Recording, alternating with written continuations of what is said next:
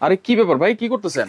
ভাই লাল পানি কালো পানি ঢালতেছি ভাই। লাল পানি কালো পানি ঢালবেন কিসে? আজকে ভাই জাদু দেখাম ভাই। কিসের জাদু দেখাবেন? এই যে দেখেন ভাই, আজকে যে লাল পানি কালো পানি ঢালা শেষ, হ্যাঁ। এটা মিক্স করে ভাই, হ্যাঁ, এই যে এখন জাদু দেখাচ্ছি ভাই। এই যে পুরো বালতি পরিমাণ পানিটা এখানে ঢেলে দিলাম ভাই।